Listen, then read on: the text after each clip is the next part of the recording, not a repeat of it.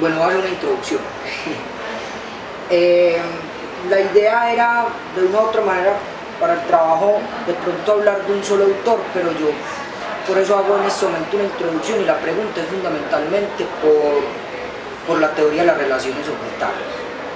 Entonces, hay, digamos, 4 autores de los que se plantea con respecto a las relaciones objetales: son René Spitz, Melania Klein, Margaret Mallett y el señor Winnicott. Porque cuando se me de pronto pide que hable de un solo autor, pienso que es difícil, y es lo siguiente. Hay una primera pregunta que voy a tratar de definir, es cómo definir las relaciones objetales. Entonces, a partir de esa definición de las relaciones objetales, por eso se hace, creo, tan difícil separar a los autores, y estos 4 autores que van a ser tal vez los más importantes autores de las relaciones objetales, es porque la teoría de las relaciones objetales es el fruto del desarrollo teórico, conceptual e investigativo de estos 4 personajes, que estos 4 personajes, vuelvo y repito, son René Spitz, Melania Klein, Margaret Mallett y Winnicott. Bien, es muy difícil separarlos por lo siguiente. ¿Qué son las relaciones objetales? ¿O cómo definirlas? Las relaciones objetales, fundamentalmente, y creo que todos estos teóricos van a estar de acuerdo, es de una u otra manera una serie de estructuras, y si quiere llamarse esquemas también mentales, que se desarrollan y se establecen en la mente humana a raíz de las primeras relaciones que un ser humano tiene en su primera infancia con sus padres. Entonces, lo que vamos a llamar relaciones objetales, y lo que se llama allí objetos, no es, digamos, un objeto como una silla o una cámara o un celular, por ejemplo, sino que el objeto es un objeto en tanto ese objeto, en la relación con ese objeto que se llama madre, o en esa relación con el objeto que se llama padre, o los hermanos, o las tías, o la persona que cuida al sujeto en su primera infancia, en esa relación con esas figuras familiares se genera lo que los dinámicos y psicólogos relacionales llaman el vínculo, y es a raíz de ese vínculo que muchas de las estructuras mentales se desarrollan, pero también se estructuran. Entonces, el señor Spitz, la señora Klein, la señora Mallett y el doctor Winnicott, incluso porque 2 de ellos tienen una educación como pediatras, Spitz y Winnicott tienen una formación como médicos pediatras, empiezan a darse cuenta de una u otra manera que los aportes que Sigmund Freud había hecho con respecto a cómo la mente humana se desarrolla y se estructura a partir de las relaciones con los padres, que es lo que Freud va a llamar el Edipo, pues bien, a raíz de la hipótesis de la existencia del Edipo, muchos psicoanalistas, porque pues estos 4 personajes son miembros de la Organización Internacional de Psicoanálisis, se dedican fundamentalmente al estudio de estas relaciones. Yo creo que los 2 mejores ejemplos van a ser Mallett y Klein.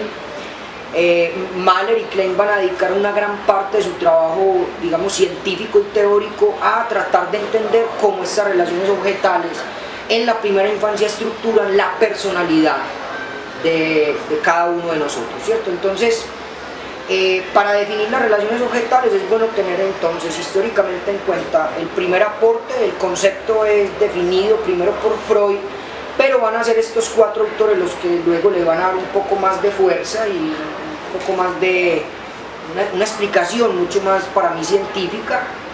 Pueden remitirse a los estudios que Spitz hizo en hospitales, pero también pueden remitirse a los distintos estudios que alguien como Melania Klein desarrolló con niños autistas. El mismo Winnicott era pediatra y trabajaba con pacientes en hospitales. Entonces, pensando que, digamos, hay una segunda pregunta, creo que ya quedan más o menos bien definidas las relaciones objetales. Hay una segunda pregunta, y es ¿cuáles son los principales aportes a la teoría? Yo creo que podríamos pensarlo desde este punto. Melania Klein, creo que podríamos decir que su principal aporte es la estructuración temprana del superyo, y pensar de manera cada vez más importante y central por qué las relaciones del niño humano dependen en gran medida de las relaciones con sus padres. Entonces, yo empezaría por nombrar que el aporte de Melania Klein fundamentalmente tiene que ver con una estructuración del superyo, es decir, de una moralidad humana que se desarrolla en esas relaciones con los padres. El aporte de René Spitz yo consideraría que es muy importante a nivel de la psicología clínica de los niños. René Spitz fue tal vez uno de los primeros pediatras que logró explicar el fenómeno de lo que hoy se llama el marasmo, que digamos psiquiátricamente el marasmo es una cierta tendencia de algunos niños a morir prematuramente por falta de afecto. Es importante el aporte de Spitz porque Spitz venía de Europa después de la Segunda Guerra Mundial, entonces él va a atender niños que fueron huérfanos de la guerra y él va a tratar de explicar este fenómeno que se llama el fenómeno del hospitalismo o que hoy se llama fenómeno del marasmo. Winnicott es un tipo que se dedicó a pensar sobre todo las relaciones objetales durante los 2 primeros años de vida, es decir, cuando el niño humano es un bebé, mientras que Melania Klein se dedica más a trabajar niños a partir de los 3 años más o menos, 2 años, niños a partir de los 2 años y medio, porque son niños que ya tienen la capacidad del lenguaje mucho más introyectada. Y hablo aquí del lenguaje porque yo creo que es importante mencionar que a partir de Margaret Mahler y el aporte de Winnicott, Winnicott fue alumno de Margaret Mahler, y Margaret Mahler de una u otra manera va a seguir la línea de investigación de Klein. Margaret Mahler es quien de una u otra manera le va a dar muchísima más importancia a estas relaciones llamadas objetales. Yo pensaría entonces que la principal aporte de la señora Mahler va a ser fundamentalmente tratar de entender el desarrollo del niño, incluso gracias a los aportes de Jean Piaget a raíz de las investigaciones sobre la educación. Piaget va a ser importante para Margaret Mahler, no solamente Freud, no solamente Klein, sino también estos aportes conceptuales de la adaptación y la asimilación y la acomodación. Entonces creo que allí hay una relación incluso cada vez más cercana entre el psicoanálisis británico y la pediatría y la pedagogía. Entonces yo pensaría de una u otra manera que el principal aporte de Mahler es haber puesto todo el énfasis en estas relaciones tempranas y cómo estas relaciones tempranas forjan en el desarrollo la emocionalidad del ser humano. Por último, yo creo que el aporte de Winnicott es sobre todo importante a nivel de la importancia del juego humano. Digamos que Freud ya había pillado que el juego humano, digamos la dimensión lúdica del ser humano no es igual al animal. ¿No? En etología es muy claro que cuando los tigres juegan, cuando son digamos pequeños, ellos están adiestrándose en formas de ataque y en otras digamos formas más instintivas de comportamiento. El ser humano no, de verdad que uno no nota que haya un juego instintivo, sino que es un juego más de tipo humano, en el sentido de que nuestros juegos son juegos simbólicos, es decir, son juegos que tienen ciertas leyes. Entonces, a raíz de estos fenómenos y que Melania Klein y Margaret Mahler se habían dado cuenta de que la mejor vía para comunicarse con un niño era el juego y el dibujo, Winnicott va a tener un aporte importante en una concepción que él llama el fenómeno transicional. El ejemplo del fenómeno transicional se ve, digamos, en una cosa que él va a llamar el objeto transicional. ¿Qué es el objeto transicional? El objeto transicional es ese objeto que todo ser humano tuvo en su infancia. Primero era algún juguete que el niño se metía a la boca y luego se convierte en ese juguete que el niño no puede soltar, con el que tiene que ir a la finca, es el juguete que de una u otra manera le permite a él soportar momentos de soledad cuando su madre no está. Esto se lo había pillado Freud, esto lo pueden leer en un texto que es bastante interesante, Freud, que va más allá del principio del placer. Freud descubre que el juego humano es un juego no solamente simbólico, sino que es un juego que le permite al niño humano soportar las ausencias de la madre.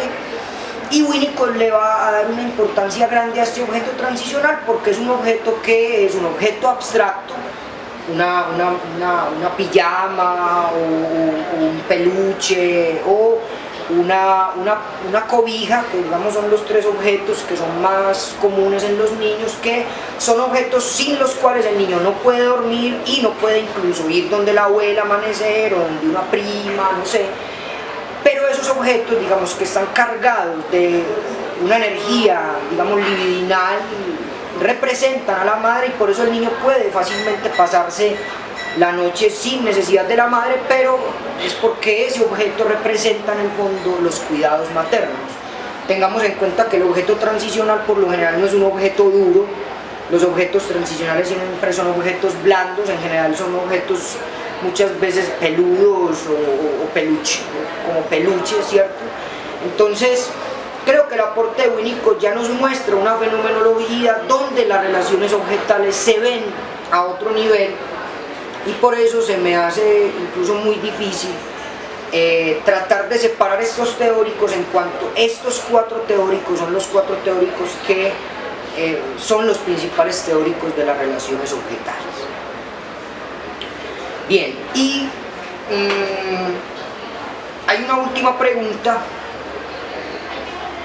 dice, ¿de qué manera transforma dichos aportes a la construcción teórica del psicoanálisis?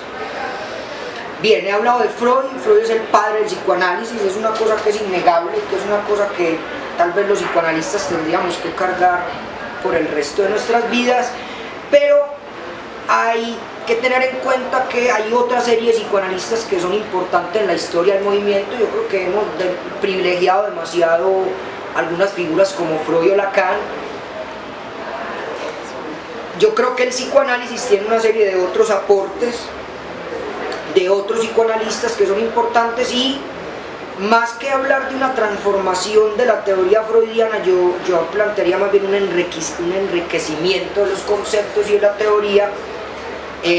Por eso, digamos, el énfasis que Freud hace de su psicoanálisis es un énfasis pulsional y es un énfasis directamente relacionado con un cierto contenido del inconsciente.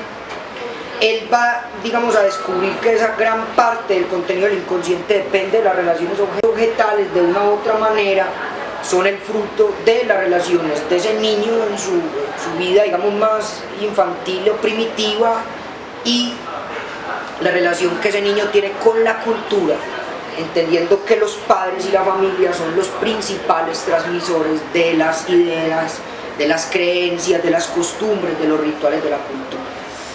Entonces, yo creo que más que una transformación del psicoanálisis freudiano es tener en cuenta que todos los que han, digamos, trabajado para el psicoanálisis hacen su propio aporte. Las relaciones objetales en este momento son tal vez la teoría psicoanalítica más fuerte, al lado de la lacaniana. A muchos psicólogos dinámicos se les olvida que estos teóricos son realmente psicoanalistas, incluso otros teóricos tan atípicos, tal vez como John Bowlby, que son psicoanalistas, pero una gran parte de su obra es fundamentalmente una militancia con algunos movimientos cognitivos. Entonces, voy a ir terminando diciendo lo siguiente. Yo creo que tal vez, más que pensar en una transformación conceptual, lo que cada uno de estos teóricos logra es hacer un propio aporte dedicado a un interés muy personal. Creo que Spitz veía de una u otra manera lo que sucedía.